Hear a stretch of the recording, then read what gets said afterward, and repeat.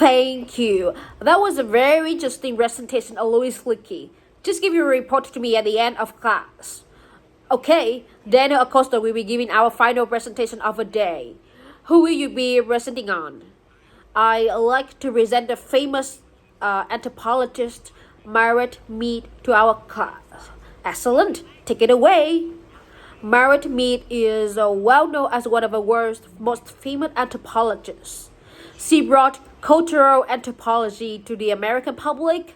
She helped us to understand the importance of culture, and I think she's truly worth learning about.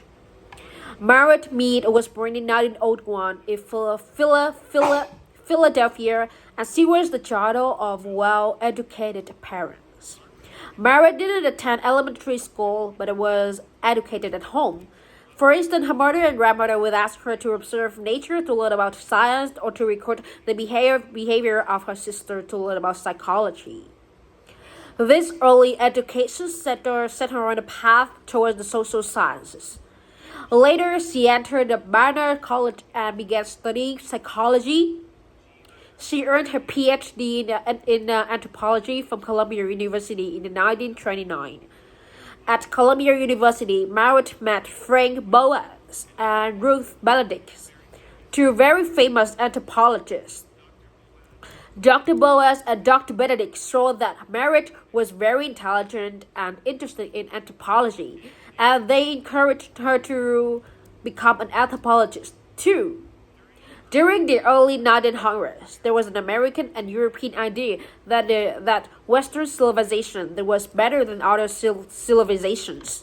Many Western people believed that America or European cultures was advanced and that other cultures were very basic, primitive, and immature.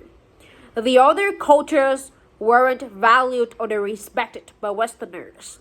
Margaret Mead did not feel this way. She was a cultural relativist. That is, she believed that anthropology should be scientific and that anthropologists should observe cultures neutrally. That means anthropologists should study other people and other cultures without judgment, without the idea that it wasn't as good as Western culture. She believed that all cultures were valuable.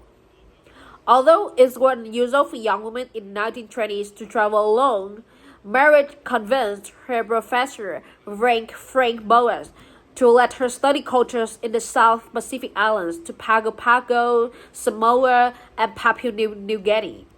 During her trips to these islands, she observed everything.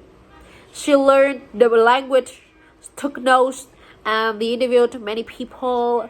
This way of studying and describing a culture is called ethnography.